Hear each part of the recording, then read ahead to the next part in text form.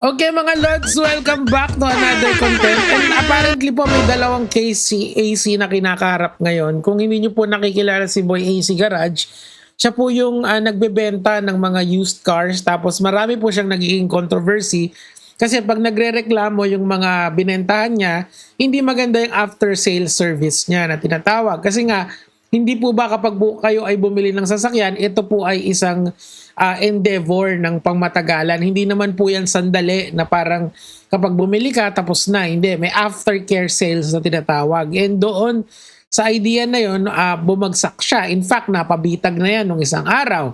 And ngayon po, pati po yung LGU ng Cavite, apparently pati yung CITG Cavite nangialam na rin dito. Ngayon po, ayon sa aking research, meron pa dalawa po yung kinaharap niyang case. Isa po related sa business, isang non-business related, okay? Ito po I don't know kung ano exactly to kasi may mga mugshot na kumakalat, merong mga pictures na kumakalat na nakakulong siya, and upon checking po his Facebook account mga Lods, mukhang laya na po siya. Ito. Sabi ni Kaalaman dito, ang bilis mag-circulation, kahapon lang yun nakakulong ka na. Ipinakita ni Makagago ang mugshot ni Boy AC Garage kung saan nakakumpirma natin na nakabartol niya si AC ay totoo. Ayun, yun naman pala. Napanood rin sa Red App na ang karagdagang detalye ay nakakulong si AC nang ilabas sa page niya. Oo nga, yun lang. So nakakulong daw si AC for whatever reason, pero ang point dito is we're not really sure kung ano yan and I don't think na dapat inilalabas ang mugshot kasi meron na pong meron na pong ordinance dyan. Kaso nga lang, online na siya and lahat naman tayo nakakita. So kung sino man yung unang naglabas ng mugshot, nako. Pero palagi ko deserved. Kasi alam nyo kasi si AC kasi, ito, wag sanang magalit yung mga fans sa akin ni AC ha.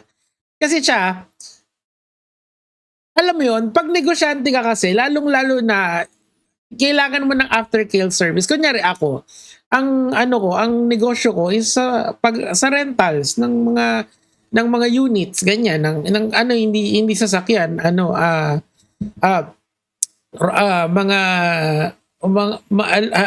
tawag dito nadidistract ako dito kay AC.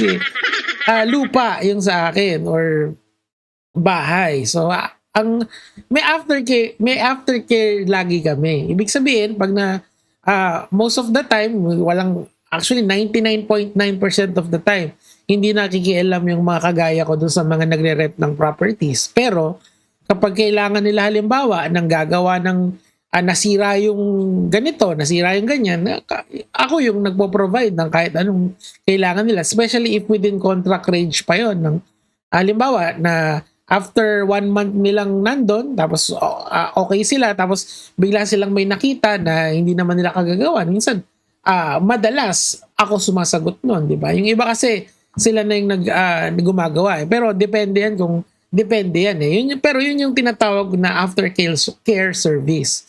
Na lahat ng negosyante dapat marunong nun, di ba?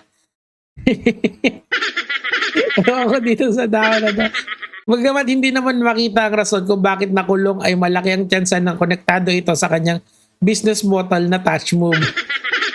Tinawag itong si Kaalaman sa pagbebenta ng sasakyan. Target niya ang taong walang alam sa kotse at nagkabayaran ng na nasa kotse binenta ay may hidden issue ay wala na lang balikan ng perang binigay mo. Yun nga Ang hirap kasi dyan kay AC kasi, yung mga binibenta niya talaga sobrang questionable. Nauna nang kumalat ang litrato niya sa loob mismo ng kulungan at ito ang bago ng kanyang mugshot. The end of the era na ba talaga kay AC? Parang end of the era na. Pero may mas malalim pang problema dyan si AC, palagay ko. Dyan kasi, makakapagpiyansa naman siya dyan and matagal gugulong yung kaso na yan, 3-4 na taon. Tapos pwede niya pang i-appeal yan hanggang Supreme Court.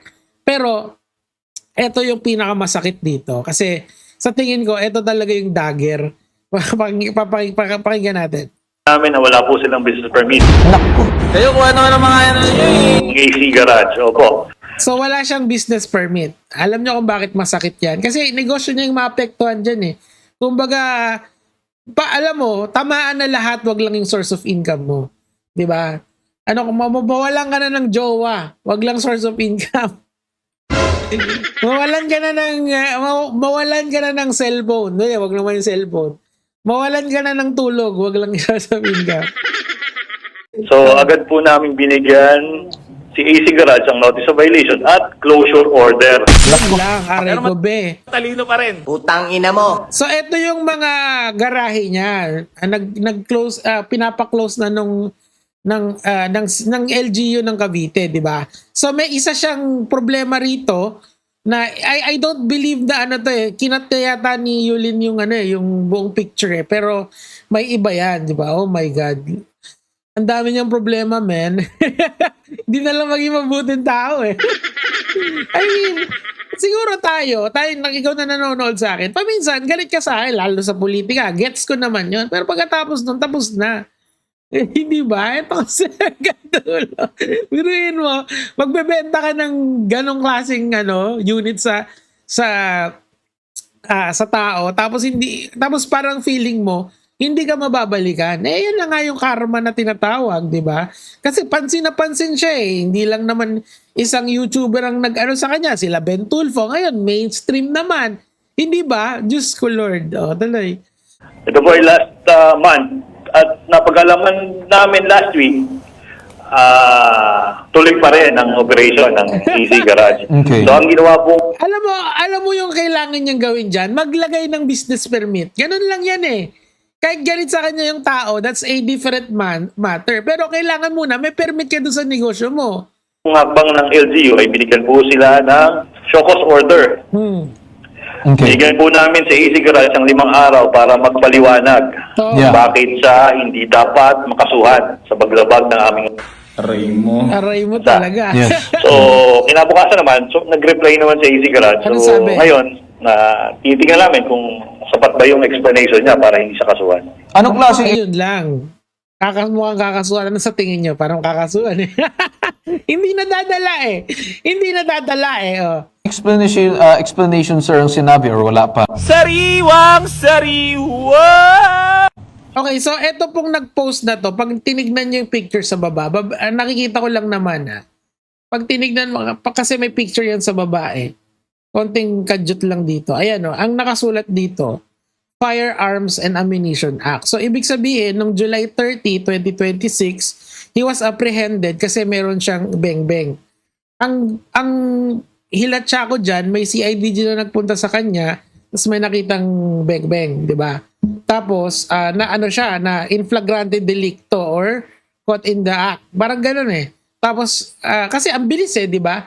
Ang kaso ang report dito is negosyo, pero bakit meron siyang case ng dyan sa beng-beng, di ba? Most likely the case yun nga, na caught in the act siya.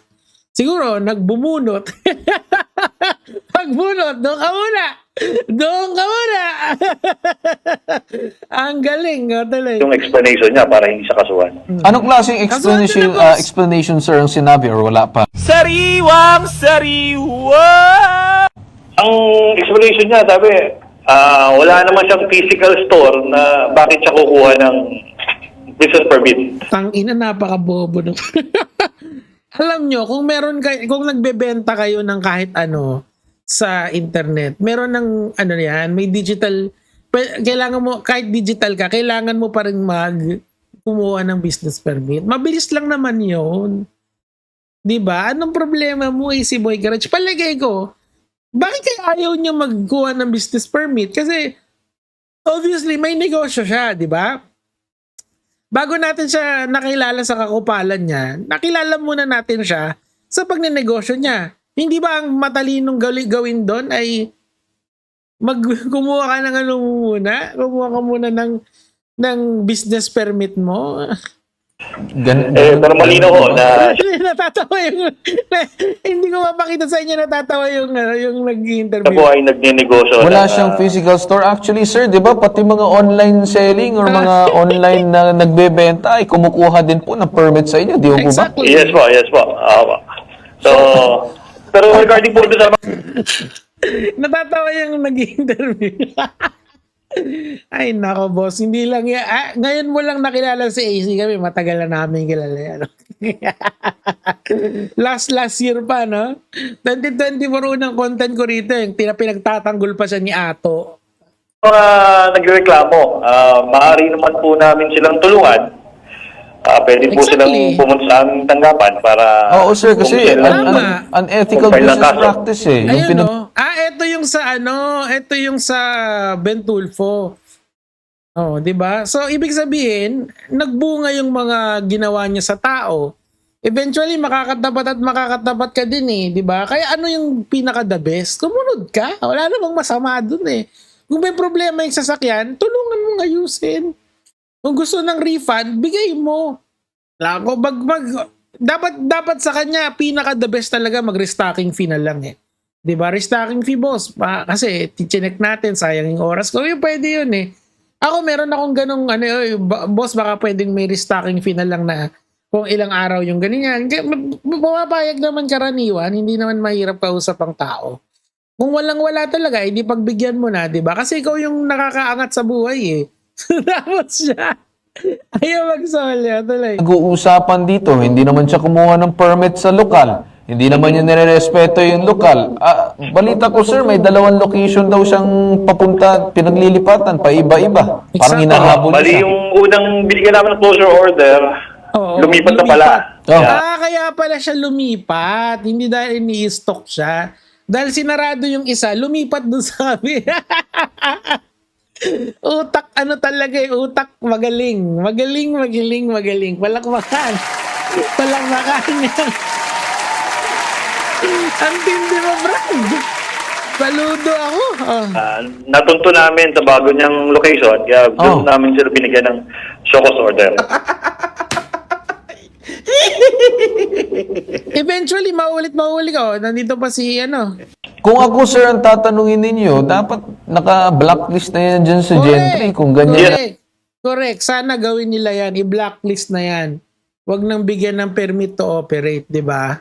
Kaso, ang workaround niyan, edi yung mga kasamahan niya yung kukuha ng permit para sa kanya. Di ba, hindi ko maintindihan eh. Ano yung point? Ba't ayaw mo kumuha ng permit para sa negosyo mo? Hindi ba gusto mo yon para maging legit ka? Ano yan? Medyo bad boy yung datingan. Ayan, may mag-shot ka. Good luck. Continuous ang kanyang paglabag at walang pagbibigay importansya ng ating lokal na parang dinidisrespect niya na parang, kasi ganito. Parang hindi man lang niya alam kung ano yung batas tapos sinasabi niya nagmamarunong.